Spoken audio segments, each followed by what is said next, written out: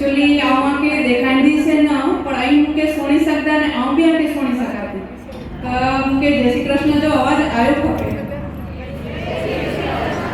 Yes idli sambar मणी के चाया आई ना जय श्री कृष्ण मणी के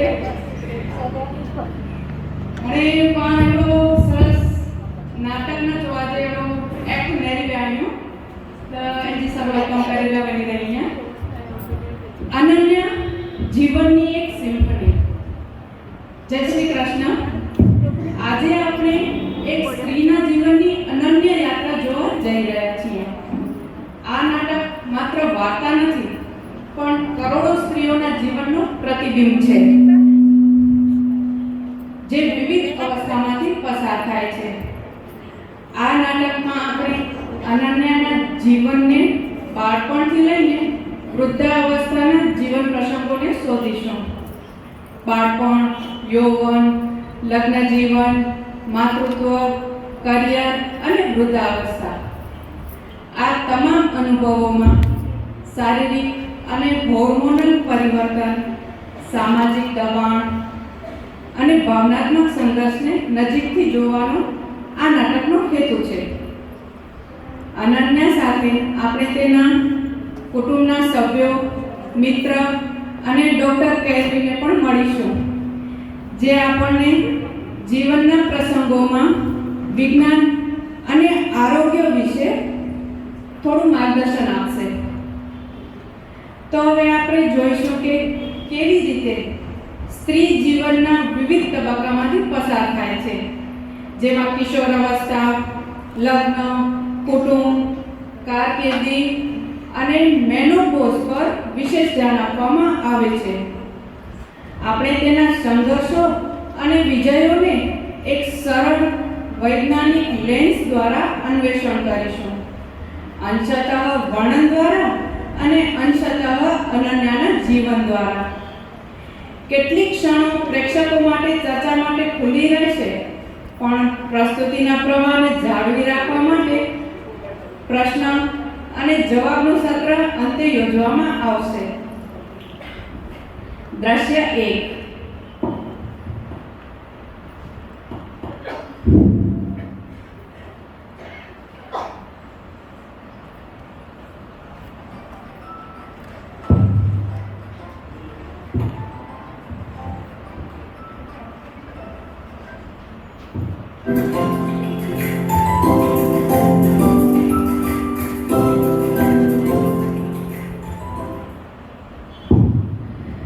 અનન્યાના દાદી હોલમાં બેઠા છે અને 3 વર્ષની અનન્યા સાથે વિડિયો કોલ પર વાત કરે છે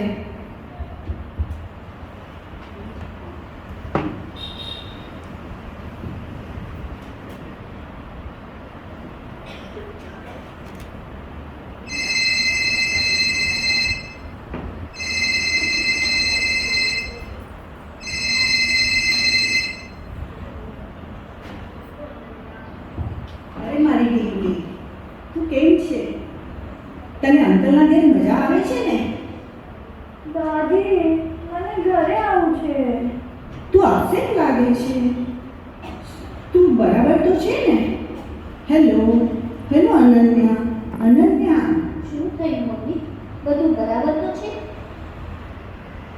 અત્યાર સુધી તો બધું ઠીક છે પણ મને લાગે છે અનન્યા હવે 3 વર્ષની થઈ ગઈ છે અને મને વિચાર આવે છે કે આ જ એવો સમય છે કે તમારે અનન્યાને ગુડ ટચ અને બેડ ટચ વિશે જણાવવું જરૂરી છે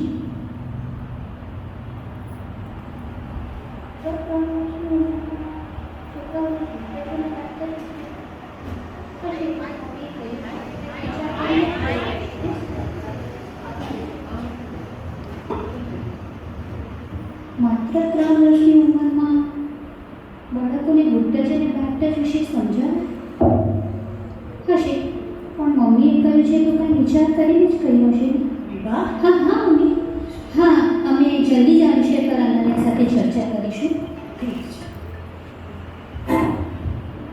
છે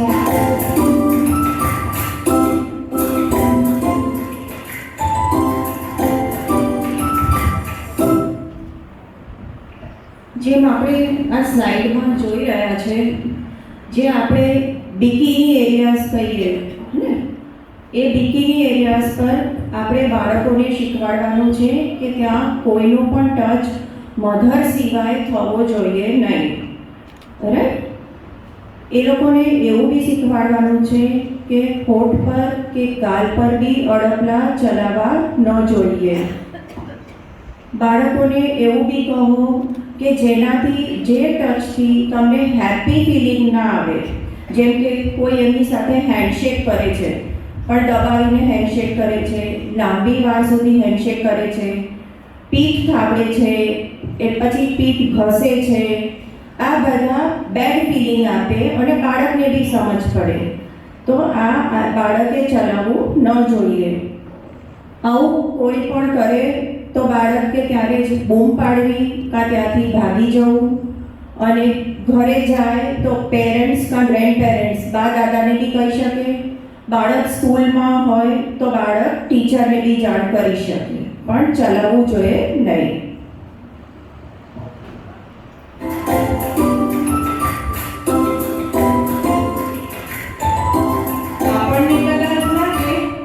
આપણને કદાચ લાગે કે 3 વર્ષનું બાળક નાનું છે, પણ એ શરૂઆતથી જ સમજશે ત્યારે એને ગુડ ટચ અને બેડ ટચ વિશે આપણે સારી રીતે સમજાવી શકશું. દ્રશ્ય 2.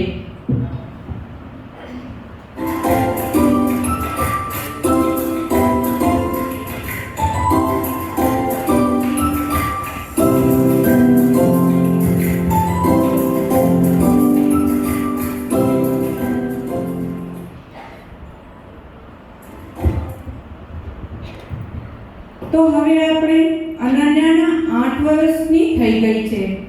કુતૂહલવશ થોડાક પ્રશ્નો કરતી પણ થઈ ગઈ છે.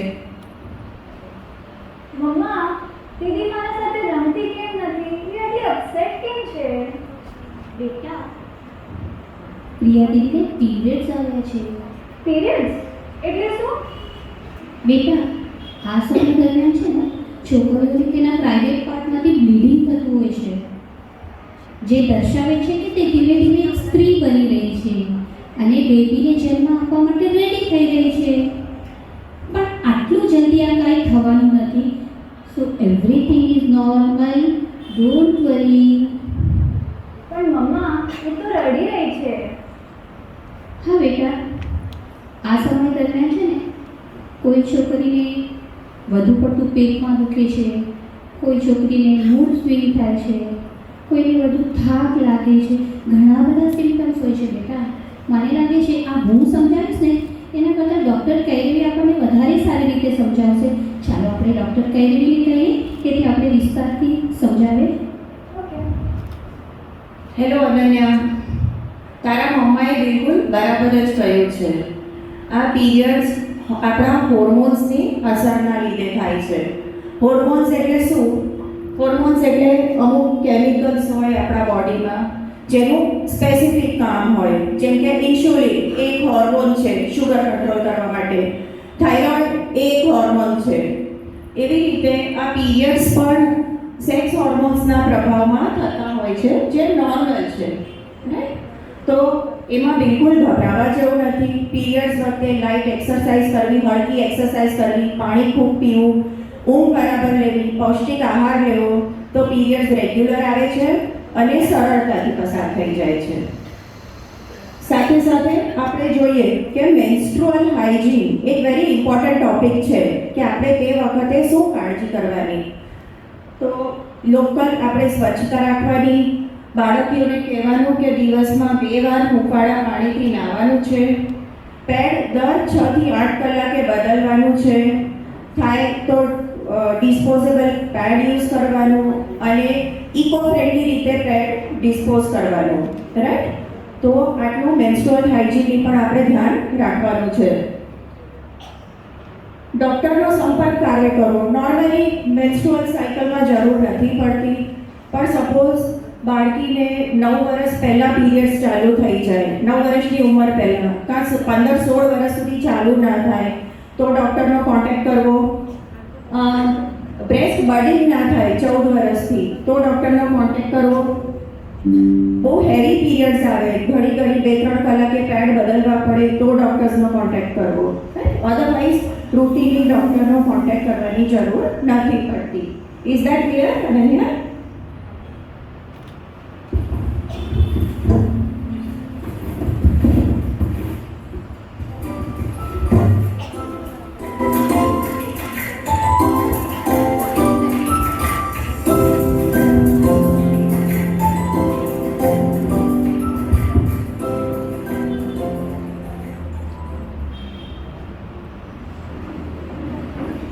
કુતૂહલવશ થતા પ્રશ્નો બંધ થાય અને પ્રયોગો શરૂ.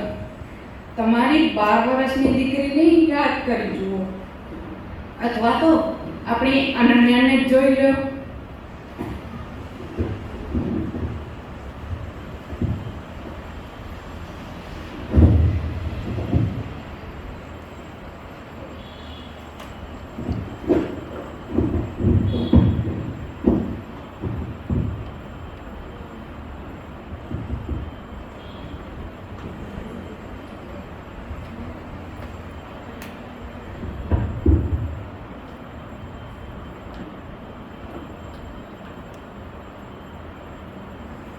What are you up to, my princess?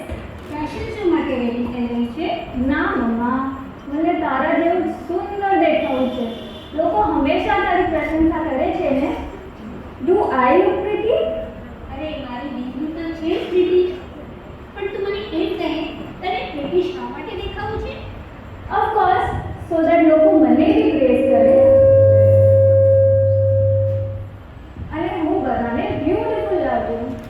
બેટા, બ્યુટી માત્ર બહારની વસ્તુ નથી.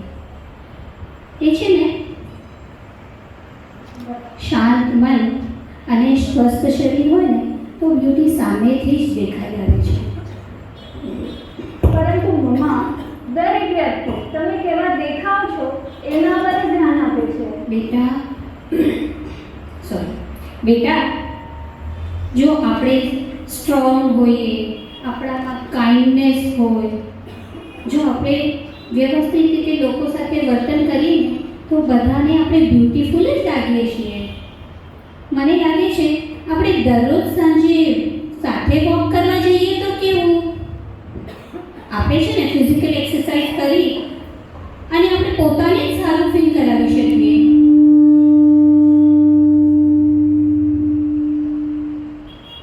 મેબી, બટ મમ્મા, હમણાં તો મને આ લિપસ્ટિક જ લગાડી છે પ્લીઝ.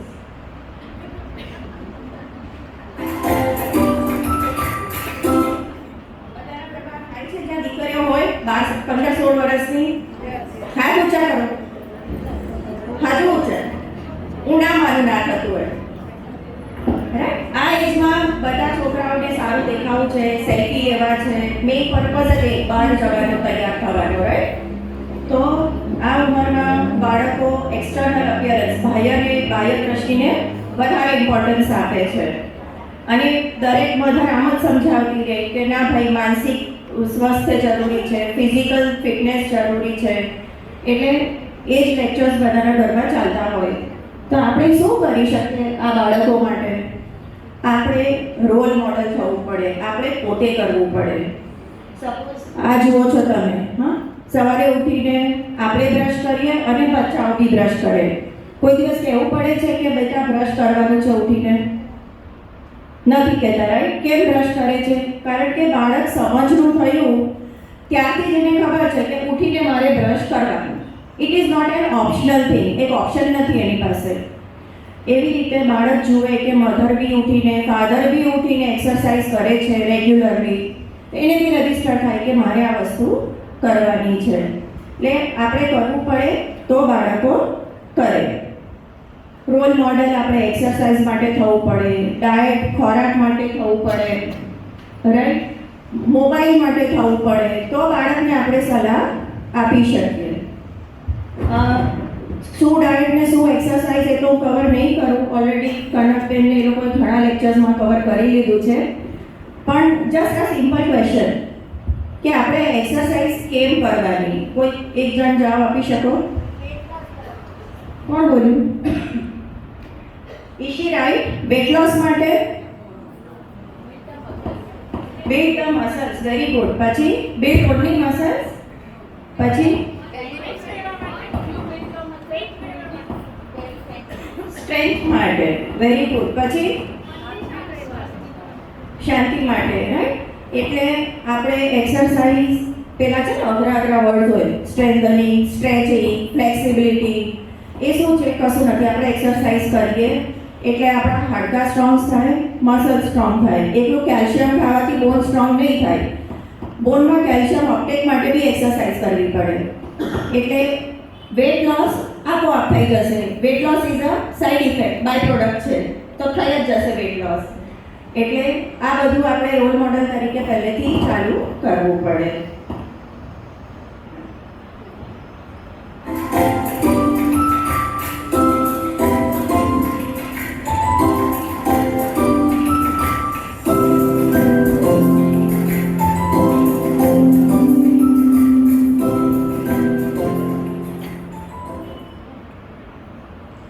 દ્રશ્ય 4.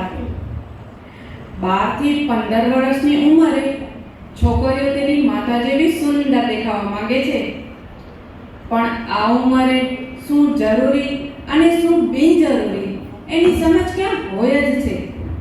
અનન્યાના 12 વર્ષની ઉંમરમાં હજુ થોડુંક ડોકાનું.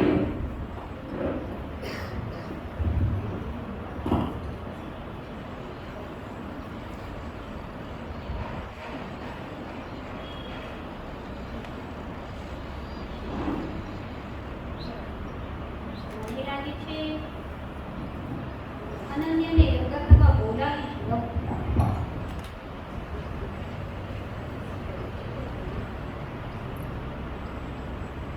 અનન્યા, અનન્યા, અનન્યા, મને ખાતરી છે કે આ છોકરીએ બંને કાનમાં ઈયરબડ ચડાવીને બેઠી હતી. લાગે છે ને ફોન જ કરવો પડશે.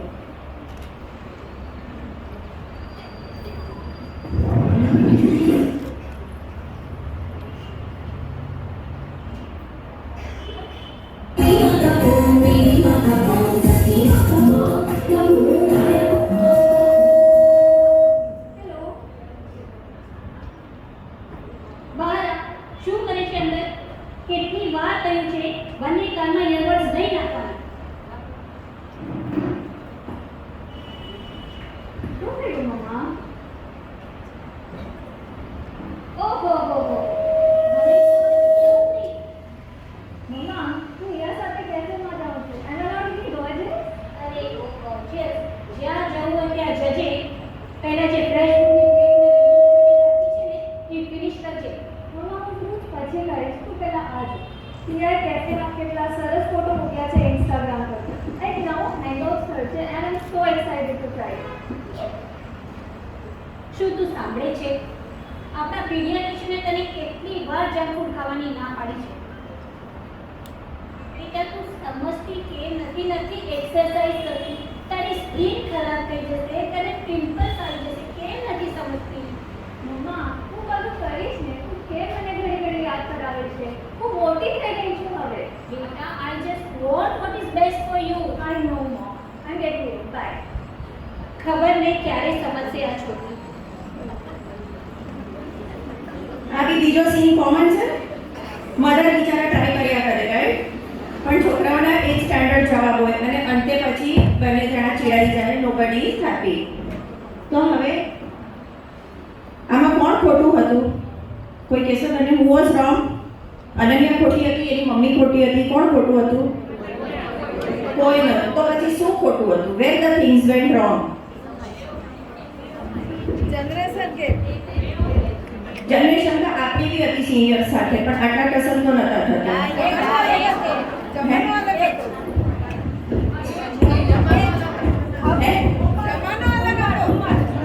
દરેક વખત અલગ જ હોય છે. પાર્ટલી યસ, આ જનરેશન મોબાઈલ સાથે જન્મી છે, રાઈટ? આપણે છોકરાઓ સાથે ટાઈમ નથી આપતા એટલે છોકરાઓ અધર આવું છે. મે બી, પણ ઘણી વાર થોડા વધારે પડતા બી હોય છે મોમ લોકો. તો કોન્સ્ટન્ટ પાછળ બી ફરતા હોય છે. કે ટાઈપના મોમ હોય? પણ આપણે એ લોકોને સાયન્ટિફિક રીતે, વૈજ્ઞાનિક રીતે સમજીએ કે આ ગરબડ કેમ થાય છે, રાઈટ? હવે સપોઝ અત્યારે 10-12 મહિનાનું બાળક ચાલતા શીખી ગયું હોય, આ સ્ટેજની ધાર પર આવે તો તમે દોડીને એનો હાથ પકડશો? કારણ કે બાળકને ખબર નહીં પડે કે સ્ટેજ પરથી પડી જશે.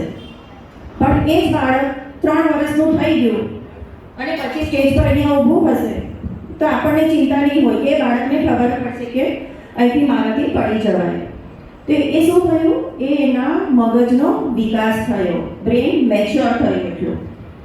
તો આપણું મગજ 25 વર્ષ સુધી મેચ્યોર થાય છે. ફૂલ મેચ્યોર થતાં 25 વર્ષ થાય છે, રાઈટ? હવે 15 વર્ષનું તમે જેટલા આ ગ્રીન એરિયાઝ જોઈ રહ્યા છો, યલો ગ્રીન, એ બધા ઇમેચ્યોર એરિયાઝ છે.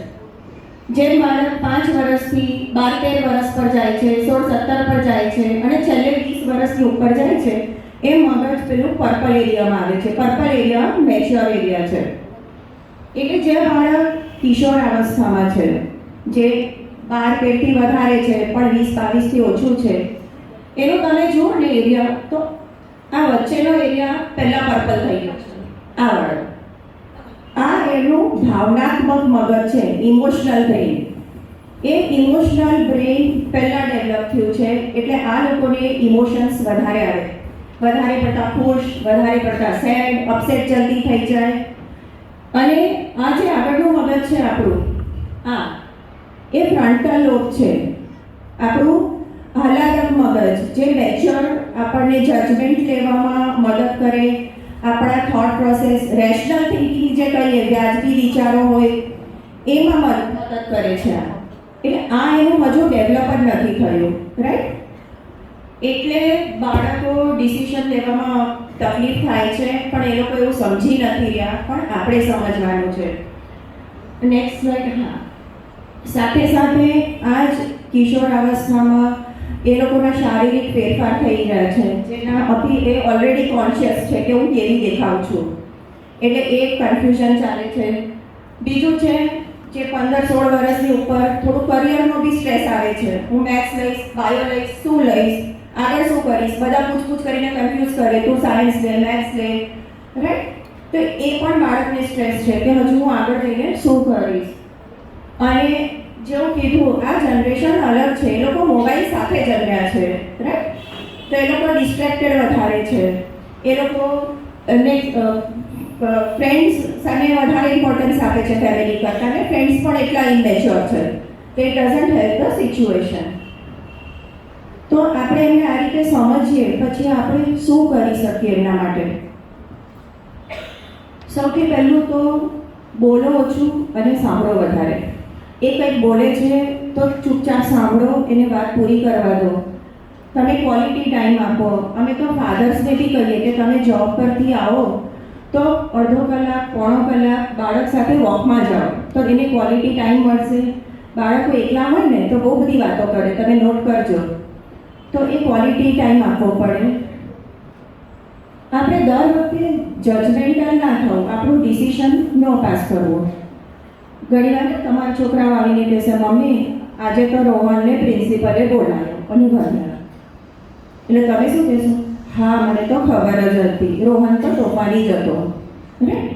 કે તમે શું કર્યું? તમારું જજમેન્ટ આપી દીધું. પણ જે બોલે છે એને બોલવા દો, એ ક્યાં જ અટકી જશે, એ બી સમજી ગયો છે કે પ્રિન્સિપલે બોલાવે, રાઈટ? એટલે આપણું જજમેન્ટ ના આપવું. ઓકે બેટા, પછી એવી રીતે કરવું, રાઈટ? એ લોકોના બધાની વચ્ચે ઇન્સલ્ટ ના કરો. કંઈ કહેવું હોય તો પ્રાઇવેટમાં કહો, પણ વખાણ બધાની વચ્ચે કરો, જે આપણે ભૂલી જતા હોઈએ. એટલે એ લોકોને બી સારું લાગે કે અમે કંઈક સારું કર્યું. અને પેલું જે મેં કીધું, પેલી સ્લાઇડ આપણી મોસ્ટ કોમન સ્લાઇડ, કે ભાઈ આપણે રોલ મોડલ બનીશું ડાયટમાં, મોબાઈલમાં, તો બાળક પણ ચોક્કસ આપણાથી ઇન્સ્પાયર થઈને કરશે. જ્યારે એમની સેફટી કોમ્પ્રોમાઇઝ થાય તે વખતે જ એમને તરત જ ના પાડવાની છે, એ સિવાય આપણે બેસીને સાંભળવાનું છે.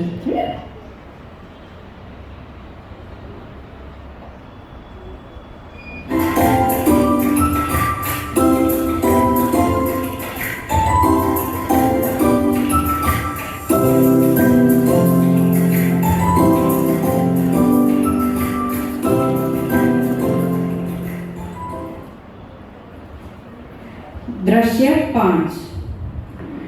તો હવે આપણે અનન્યા લગભગ 20 વર્ષની થઈ ગઈ છે અને 20 વર્ષના બાળક આપણા ઘરમાં જો કોઈ હોય અને સામાન્ય રીતે જોવા મળે એવું જ દ્રશ્ય અત્યારે ચાલી રહ્યું છે. ચાલો જોઈએ.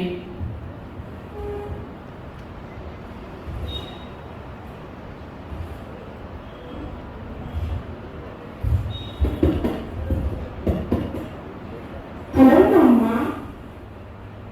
હાય બેટા. મમ્મા મને 2,500 રૂપિયા આપ ને. મમ્મા મને 2,500 રૂપિયા આપ ને. શેના માટે? મારે વ્હાઈટ ક્રોક્સ લેવા છે જે હમણાં ખૂબ જ ટ્રેન્ડમાં છે. પણ હમણાં હજી આપણે ઓલા બ્રાઉન પ્લેટફોર્મ્સ ખરીદ્યા તમને છે ગયા મહિને જ.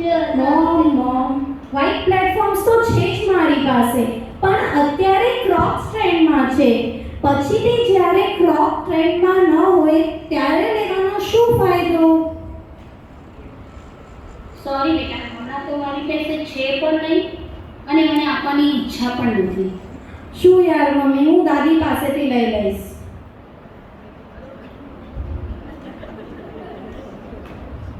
દાદી, હા તમે મને 2,500 રૂપિયા આપી શકો છો? શેના માટે? મારે વ્હાઈટ ક્રોક્સ લેવા છે જે હમણાં ખૂબ જ ટ્રેન્ડમાં છે. માત્ર ક્રોક્સ માટે એટલા બધા પૈસા? ઓ દાદી, they are just amazing. આજકાલ બધા પાસે છે અને ખૂબ ફેશનમાં છે. પ્લીઝ દાદી, મને પણ જોઈએ છે.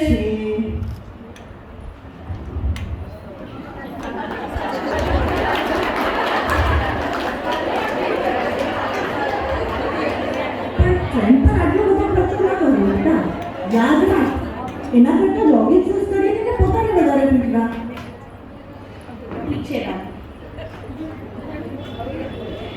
પ્રેક્ષકો, અહીંયા શું ચાલી રહ્યું છે, અહીંયા કોણ ખોટું તે આપણે કેવી રીતે જોઈશું?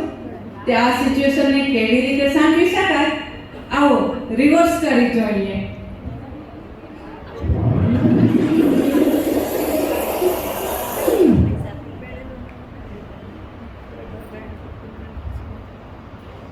દાદી, તમે મને 2,500 રૂપિયા આપી શકો છો? એના માટે? મારે સફેદ ક્રોક્સ લેવા છે જે હમણાં ખૂબ જ ટ્રેન્ડમાં છે. અનન્યા, ક્રોક્સ માટે એટલા બધા પૈસા? ઓ દાદી, they are amazing. આજકાલ બધા પાસે છે અને ખૂબ જ ટ્રેન્ડમાં છે. પ્લીઝ દાદી, મને પણ જોઈએ છે. અનન્યા, મને લાગે છે તું તારા મમ્મી પાસે પહેલા ગઈ પછી આવી ને. મમ્મી પાસે જવાનો શું ફાયદો? ઈ ક્યારે હા પાડે છે મને. આજે પણ નથી આપ્યા પૈસા. મને નથી લાગતું એ ખોટી છે. હું એની સાથે વાત કરીશ, પણ અત્યારે તો આટલા પૈસા હું તને નહીં જાઉં. પ્લીઝ દાદી. ટ્રેન્ડિંગમાં હોય એ બધું વસ્તુ ખરીદવી જરૂરી નથી. પ્લીઝ દાદી, એકવાર તો વિચાર કરો. હું ઈબા સાથે વાત કરીશ. શું દાદી, તમે પણ?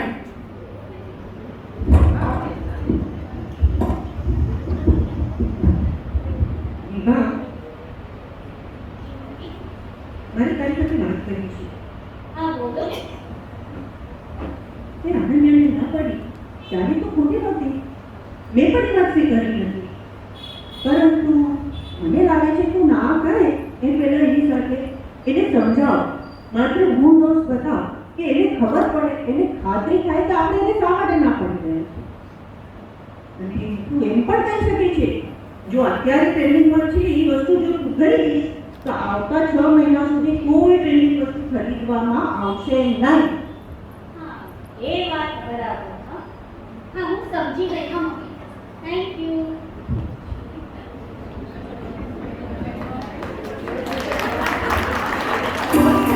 બધાને બરાબર થાય છે. દાદીઓ લાડ કરે છે, મૂડી કરતા વ્યાજ વાળી રાઈટ. હવે ફર્સ્ટ વાળા દાદી કેટલા છે જે ફર્સ્ટ સિગ્મા હતા એ કોઈ નહીં, બધા સમજી ગયા રાઈટ. એટલે આપણે બાળકોના ઓછા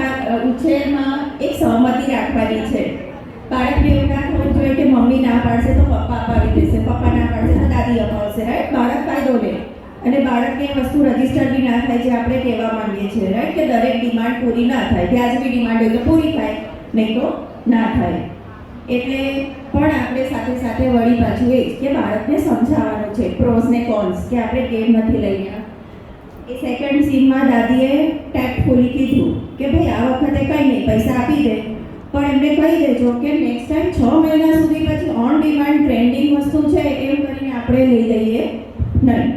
કંઈ પણ આપણા મોટાઓના મતભેદ હોય એ બચ્ચાઓની એબ્સન્સમાં ડિસ્કસ કરવાના, બચ્ચા સામે નહીં કરવાના. મતભેદ તો બધાના હોય, રાઈટ? અને late the parents take the final call કે ભાઈ બાળકનું ઉછેર કેવી રીતે કરવાનું છે, હે ને? દ્રશ્ય 6.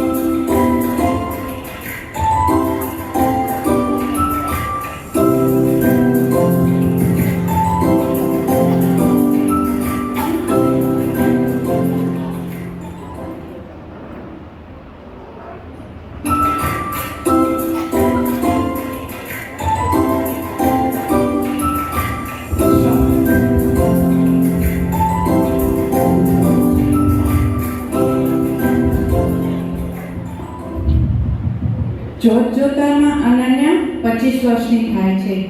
તે આરવ જેવા અતિશય પ્રેમાળ અને સમજદાર સાથીની સહજાણી બને છે. લગ્ન બાદ પણ સ્ત્રીઓમાં હોર્મોનલ ચેન્જીસ સતત થતા રહે છે, કારણ કે એક નવા સાચામાં ઢળવું, એડજસ્ટમેન્ટ કરવું તે ખૂબ સ્ટ્રેસફુલ હોઈ શકે અને સ્ટ્રેસને કારણે થાય હોર્મોનલ ઇમ્બેલેન્સ. અનન્યાને ખૂબ જ સપોર્ટિવ સાસરિયું મળ્યું હતું, માટે તે કરિયર, ઘર અને તેનું દાંપત્ય જીવન સારી રીતે બેલેન્સ કરી રહી હતી. હવે સમય હતો એક નવા મહેમાનને આવકારવાનો, પણ શું તે સહેલું છે?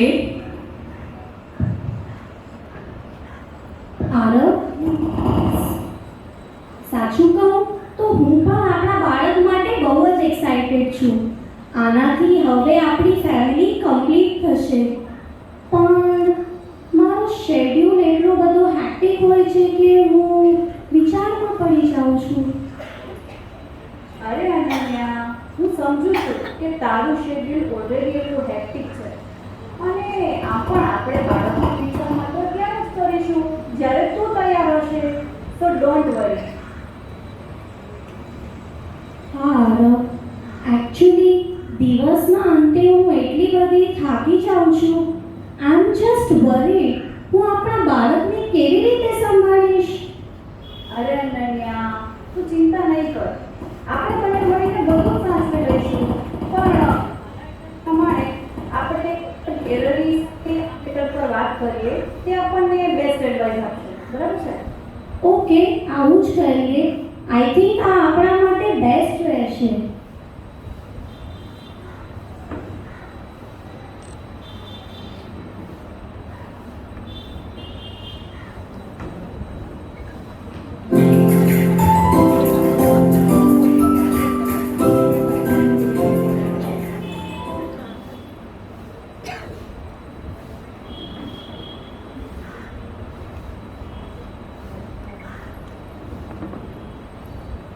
Hello, Dr. Kelly. Ananya, hello Arun, how are you? We are fine. How are you, doctor? I'm good. બોલ. ડૉક્ટર, અમે લોકો બેબી પ્લાનિંગ કરી રહ્યા છીએ, પણ દિવસના અંતે હું એટલી બધી થાકી જાઉં છું કે Let me check you.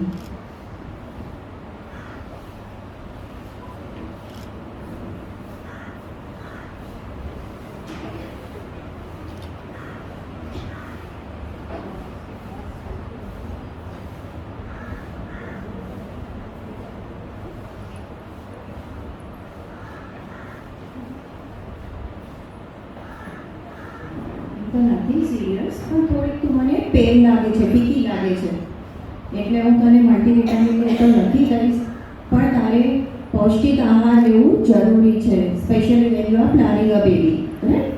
તો ન્યુટ્રિયન્ટ રિચ ડાયટ જેવું કશું નહીં, ટેબ્લેટ્સ તો બધું ટેમ્પરરી હોય છે, એટલે ખોરાક પર ધ્યાન થોડું એડિક્વેટ સ્લીપ, પૂરતી માત્રામાં ઊંઘ લેવું, પાણી પીવું, તો everything will be fine. Okay, આ બધું હું ધ્યાન રાખીશ, પણ હજી વિશેષ કંઈ ધ્યાન રાખવા જેવું? બીજું એ ધ્યાન રાખવાનું કે પહેલાં 1000 દિવસ એ બાળક માટે, બાળકના બ્રેઇનનો વિકાસ મેક્સિમમ થાય એટલે બાળક માટે ખૂબ જ જરૂરી છે. 1000 દિવસ એટલે પ્રેગ્નન્સીના 9 months અને પછી ફર્સ્ટ યર અને second year. Maximum brain development, 90% development, બ્રેઇનમાં જે અંદર આપણે ન્યુરોન્સ કહીએ એનું વાયરિંગ કહીએ એ બધું વાયરિંગ ફર્સ્ટ 1000 ડેઝમાં થતું હોય છે. એટલે એ ટાઈમે બેમાંથી એક પેરેન્ટ હોય હાજર તો વધારે સારું ચાઇલ્ડ ડેવલપમેન્ટ માટે. મધર કામ કરતા હોય તો વર્ક ફ્રોમ હોમ પણ કરી શકે છે. થોડા ટાઈમ માટે ગ્રેન્ડ પેરેન્ટ પણ સાચવી શકે છે. પણ આ વસ્તુનું ખાસ ધ્યાન રાખવું. Okay dad, thank you. અમે આને ધ્યાનમાં રાખીશું. Best of luck. Thank you doctor.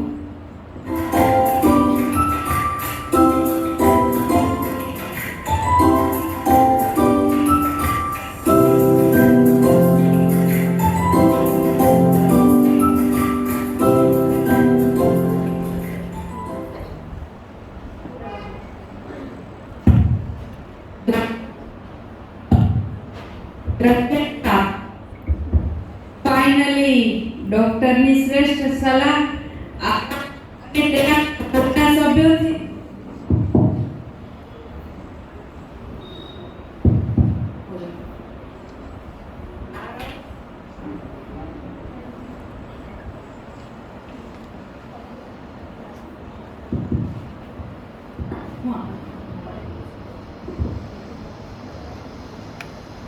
Finally ડોક્ટરની શ્રેષ્ઠ સલાહ, આરવ અને તેના કુટુંબના સપોર્ટથી આરવ અને અનન્યાના ઘરે એક નવા મહેમાનનું પદાર્પણ થયું છે.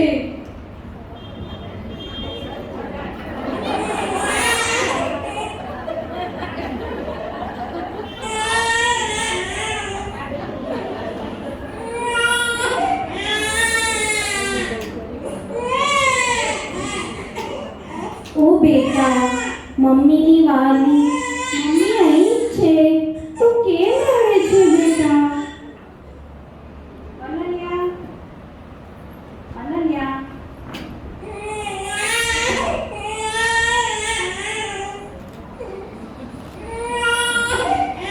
અનન્યા, તું પેલા ચા પી લે. તું સવારથી કામમાં લાગી છે.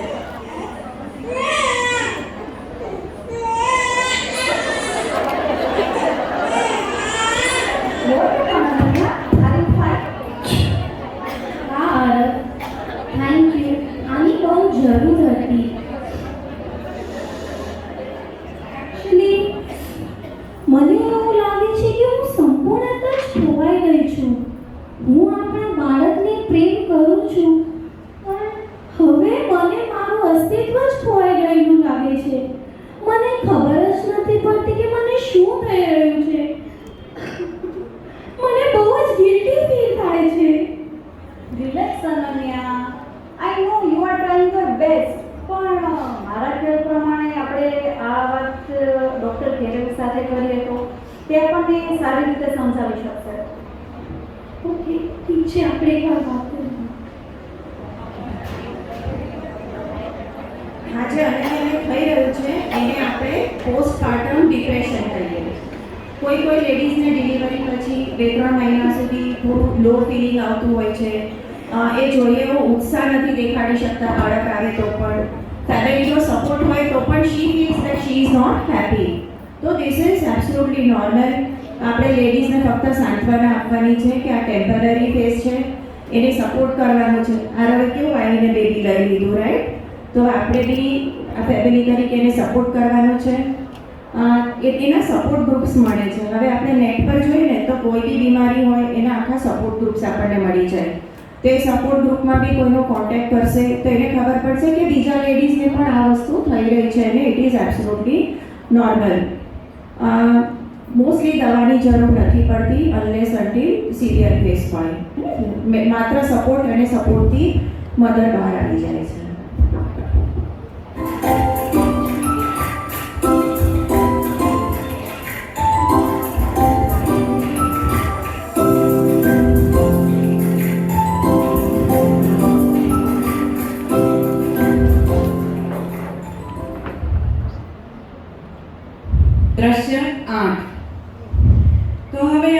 અનન્યા તેની ઉંમરના 40 વર્ષના પ્રારંભમાં છે અને તેની મિત્ર માયા સાથે એક આરામદાયક કેફેમાં બેઠી છે.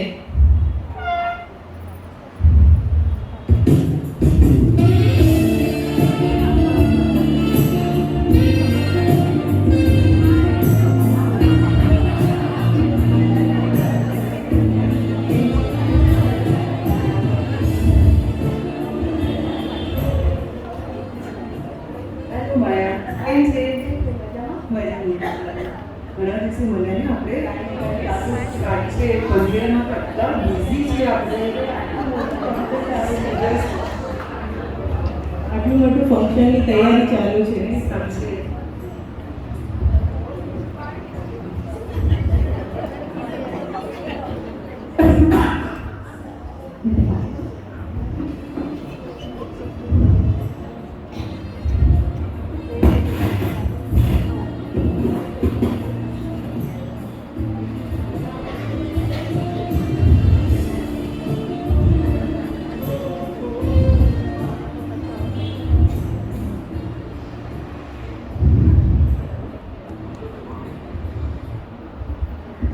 અનન્યા, તું ઠીક છે?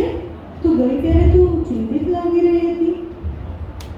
માયા, કેમ કહું તને? મને મારો ડ્રાઈવર તો કહો.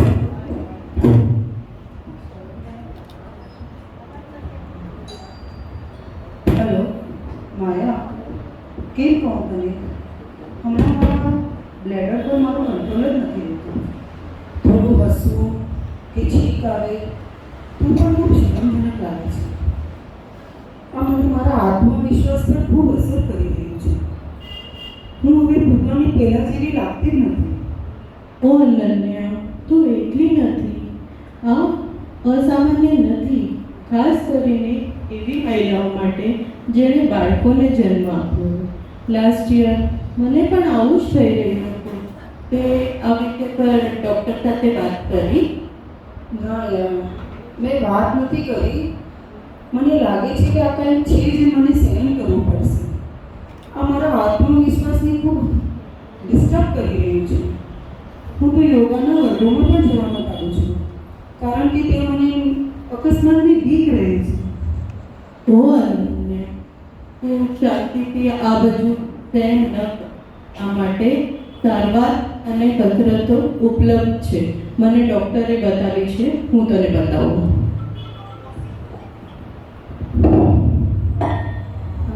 જેમ માયાએ કીધું, અનન્યાની ફ્રેન્ડે કીધું કે આ મૂત્રાશયની અશક્તિ, યુરિનરી ઇન્કન્ટિનન્સ, એ યુઝ્યુઅલી લેડીઝમાં 40-50 વર્ષે ચાલુ થતું હોય છે ને થોડું એજિંગની સાથે વધતું હોય છે. જ્યારે બી જોરથી ખાંસી આવે, છીંક આવે તો હસવા જાય તો કદાચ 2-3 ટીપા પેશાબ નીકળી જતો હોય છે. એ કેમ થાય છે કે આપણા જે પેલ્વિક ફ્લોર મસલ્સ છે, પેલ્વિક ફ્લોર મસલ્સ એટલે નીચેના મસલ્સ, જ્યાં આપણું મૂત્રાશયની નળી ખુલે છે, આપણું ગર્ભાશયનું મુખ આવે છે, એ જે નીચેના મસલ્સ છે, સ્નાયુઓ છે, પેશીઓ છે, એ પેશીઓ વીક થઈ જતી હોય છે, નબળી થઈ જતી હોય છે. તો આપણે શું કરવાનું છે? એ પેશીઓ મસલ્સની એક્સરસાઇઝ કરવાની છે. તો કેવી રીતે કરશું? જે માયાએ વિડીયો દેખાડ્યો અનન્યાને, એ વિડીયો આપણે જોશું કે આવું છતાં સૂવાનું છે અને છતાં સૂઈ અને 2 ઘૂંટણની વચ્ચે કુશન મૂકી દેવાનું. તમને સૂવાની વ્યવસ્થા ન હોય, ગમે ત્યારે કરવું હોય તો પણ ઊભા પણ કુશન 2 ઘૂંટણ વચ્ચે અહીંયા કુશન મૂકવાનું છે અને સ્ક્વીઝ કરવાનું. આમ સ્ક્વીઝ કરો અને રિલેક્સ કરો. તમને શું ફીલ થવું જોઈએ? તમારા જે નીચેના સ્નાયુ છે એ તમને ટાઈટ થતા ફીલ થવા જોઈએ. આપણે ગર્ભાશયના મુખ પાસે આપણી આંગળી નાખીએ તો બી તમને ખબર પડશે. તમે સ્ક્વીઝ કરશો ને એટલે એ આંગળીની આજુબાજુ કોન્ટ્રેક્ટ થઈને ટાઈટ ફીલ થશે. આ ટાઈટનિંગ એક્સરસાઇઝ આપણે રિકરન્ટ કરવાની, જ્યારે ટાઈમ મળે ત્યારે કુશન હોય ઊભા રહી અને કરી લેવાની. આ વસ્તુ આપણે નાનપણથી પહેલેથી એક્સરસાઇઝ કરતા હોય તો આ પ્રોબ્લેમ જ ઓછો થશે 40-50 વર્ષે, પણ બેટર લેટ ધેન નેવર. બીજું આપણે ધ્યાન રાખવાનું કે આપણે પેલા કેફિનેટેડ ડ્રિંક્સ એટલે ચાય, કોફી, ખાસ કરીને બહાર જવાનું હોય તો ચાય, કોફી, કોલ્ડ ડ્રિંક્સ એવું થોડું ઓછું લેવાનું. અને પેલી સલાહ તો ખરી જ કે ભાઈ એક્સરસાઇઝ કરવી, હેલ્ધી ડાયટ લેવો અને પૂરતી માત્રામાં પાણી લેવું. વર્સ્ટ કેસમાં તમે ટેમ્પરરી ડાયપર પણ પહેરી શકો છો. આ વસ્તુની ઝીઝક રાખવી નહીં. અનન્યા જેમ હેઝિટેટ કરે છે કહેવામાં એ વસ્તુ સહન કરવાની નથી. વાત કરો તો ડૉક્ટર બી સલાહ આપી દેશે.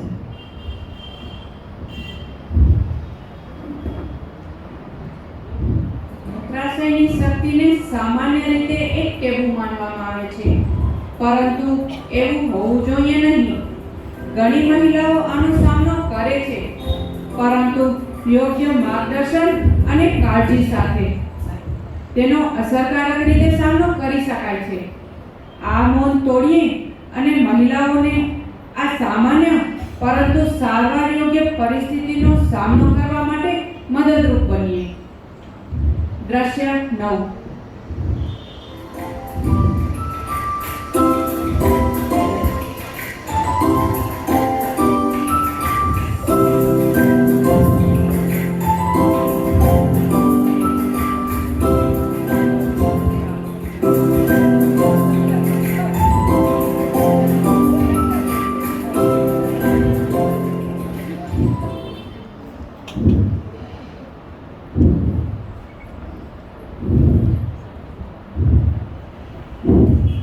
તો હવે આપણી નાયિકા અનન્યા એટલે કે તે 40 વર્ષના અંતમાં છે અને મેનોપોઝનો સામનો કરી રહી છે.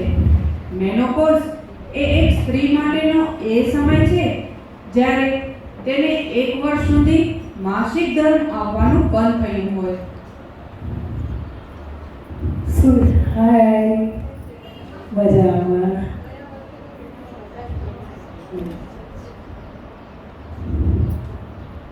ગયા વર્ષે તો કિટીમાં મજા જ પડી ગઈ. સાચે બહુ મજા આવી હો.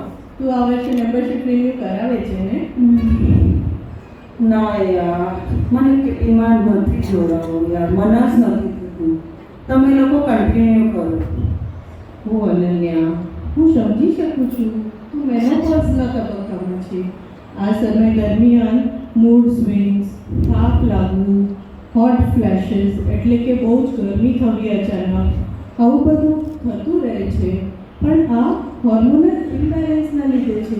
હું પણ આ જ સ્ટેજમાંથી પસાર થઈ રહી છું. તું મારી વાત માન, તું કિટીમાં જોડાઈ જા, તને સારું ફીલ થશે. આ ટેમ્પરરી છે. માયા, તો બી મને મન નથી થતું. તું ટ્રાય તો કર. સારું, તું કહે છે તો હું વિચાર કરીશ.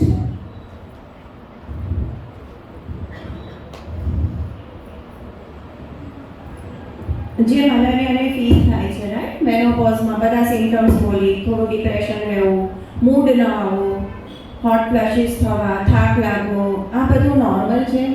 ટેમ્પરરી તબક્કો છે, ખાસ યાદ રાખવાનું, થોડા વર્ષમાં જતું રહેશે. બીજું, મેનોપોઝ વખતે જ્યારે લેડીઝ 45-50 ના હોય ત્યારે એમના બચ્ચાઓ બી 15 થી 20 વર્ષમાં હોય મોટા ભાગે. તો એ લોકો એડોલસન્સ, કિશોર અવસ્થામાંથી જતા હોય એટલે વધારે તકલીફ, બચ્ચાઓ બી તકલીફ, આપણો મૂડ સારો ના હોય એટલે ડબલ ટ્રબલ હોય. પણ એ વખતે આપણે એટલું બી યાદ રાખવાનું કે આપણે થોડા ફ્રી થઈ ગયા છે બચ્ચાઓમાંથી, એ લોકો પોતાની લાઈફમાં છે, મજા કરે છે. તો આપણે બી આપણા માટે ટાઈમ કાઢવાનો, આપણી હોબીઝ પૂરી કરવાની, આપણા ફ્રેન્ડ્સ સાથે થોડું ફરવા જવું, આવું કેફેમાં જવું, તો આપણો મૂડ સારો રહે અને આ મેનોપોઝનો ફેઝ સરળતાથી પસાર થઈ જાય. બીજું, આ ફેઝ વખતે ફર્સ્ટ બ્રેસ્ટ કેન્સર સ્ક્રીનિંગ કરવું જોઈએ. બરાબર, ન કરાયું હોય તો મેમોગ્રાફી તો થઈ જ જવી જોઈએ. ગાયનેકોલોજિસ્ટ કે એ પ્રમાણે રેગ્યુલર ઇન્ટરવલ્સ પર કરાવતી રહેવી. અને આપણને જે મેનોપોઝ થાય છે એવું માણસોમાં બી, મેલ્સમાં બી એન્ડ્રોપોઝ કહીએ છીએ, એ લોકો પણ આ જ ફેઝમાંથી જાય છે. એ લોકોના હોર્મોન્સ પણ ઓછા થઈ રહ્યા છે. એ લોકોના એની અસરમાં આ હેર લોસ થતો હોય છે, મસલ લોસ થતો હોય, એ લોકોની વીકનેસ આવતે, બોન માસ ઓછું થાય અને સેમ ફિલિંગ્સ, ડિપ્રેશનમાં રહી શકે, ચીડિયા થઈ જાય. રાઈટ? તો આપણે એ બી સમજવાનું છે કે એ લોકો બી એ ફેઝમાંથી જઈ રહ્યા છે. બંને એકબીજાને સમજીશું તો થોડું ટસલ પણ ઓછું થાય. અને લાસ્ટ એડવાઇસ, આપણા બેઝિક ઇન્વેસ્ટિગેશન્સ, આપણી લિપિડ પ્રોફાઇલ અને રૂટીન ચેકઅપ. જે રીતે અત્યારે આપણી જીવનશૈલી ચાલી રહી છે, ખાસ કરીને બાળકોની, તો હવે લિપિડ એસોસિએશન ઓફ ઇન્ડિયા એટલે જે હાર્ટ એસોસિએશન છે એનું એક ચેપ્ટર છે. તો લિપિડ એસોસિએશન ઓફ ઇન્ડિયાએ એવું કીધું છે કે બેઝલાઇન ફર્સ્ટ લિપિડ પ્રોફાઇલ બચ્ચાઓની કોલેજમાં એન્ટર થાય ત્યારે 18 વર્ષે થઈ જવી જોઈએ. તમે વિચાર કરો, લિપિડ પ્રોફાઇલ એટલે કોલેસ્ટ્રોલ, ટ્રાઇગ્લિસરાઇડ એ બધી. તો રિકમેન્ડેશન હવે ફર્સ્ટ બેઝલાઇન 18 વર્ષે આવી ગયા છે. એટલે આપણે કોઈએ બી રેગ્યુલર ન કરાવતા હોઈએ તો રેગ્યુલર કરાવવાની. તમારા ડિઝીઝ પ્રમાણે તમારા ફિઝિશિયન કહેશે કે કેટલા રેગ્યુલર પર, ઇન્ટરવલ પર, શુગર, લિપિડ, આ બધા એક રફ આઈડિયા આપે છે આપણને. પણ યુઝ્યુઅલી આટલું તો એક ફર્સ્ટ લાઇનમાં કરાવશે જ. એટલે આપણું રૂટીન ચેકઅપ કરતા રહેવું. ભલે આપણે વેઇટ નોર્મલ હોય પણ બેઝિક ચેકઅપ થઈ જવું જોઈએ.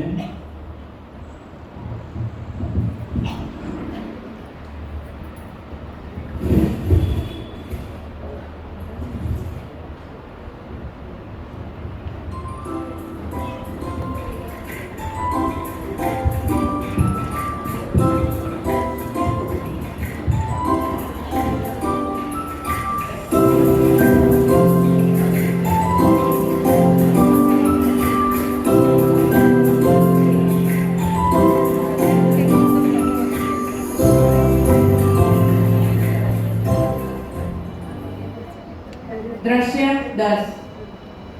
જીવનના તમામ તબક્કા પાર કરી આપણી અનન્યા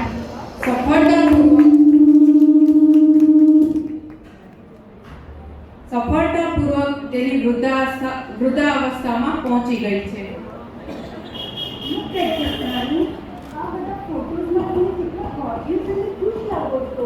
થેન્ક યુ.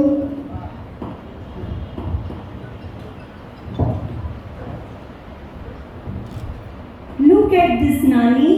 આ બધા ફોટોઝમાં તમે કેટલા ગોર્જિયસ અને ખુશ લાગો છો. Thank you. નાની, તમે આ બધું કેવી રીતે મેનેજ કર્યું? બેટા, એટલું સહેલું નહોતું. એવો પણ સમય હતો જ્યારે હું મારા વિચાર ખોવાઈ જતી હતી અને ઓવરવેલ્મ થઈ જતી હતી. પરંતુ હું મારા શરીરને સાંભળતી અને જ્યારે જરૂર પડે ત્યારે કોઈની મદદ લેવાનું હું શીખી ગઈ હતી. આઈ હોપ નાની, હું પણ જીવનને તમારી જેમ સારી રીતે સાચવી શકું. તમે કહેવાય જાઓ, ઓફકોર્સ નાની. તું તારા આરોગ્યની સંભાળ રાખજે. તું તારા આરોગ્યની સંભાળ રાખજે અને જ્યારે પણ આ તારા માટે મોટી ગિફ્ટ છે અને એ તું તારી જાતને આપી શકીશ. તમારી આ એડવાઇસ હું હંમેશા યાદ રાખીશ, માય ડાર્લિંગ નાની.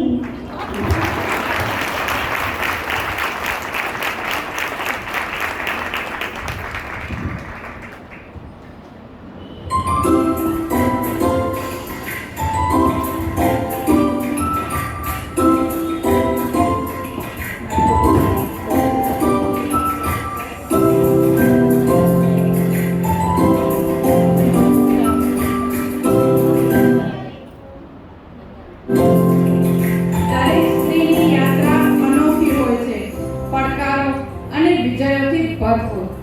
દરેક તબક્કાને કાળજી, શક્તિ અને સ્વપ્રેમ સાથે સ્વીકારો.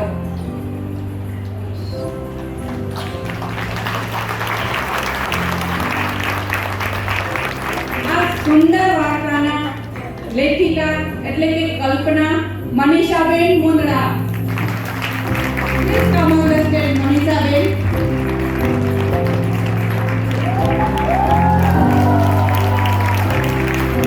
વૈજ્ઞાનિક તથા તબીબી માર્ગદર્શન ડોક્ટર કેળવીબેન પાંચોલી.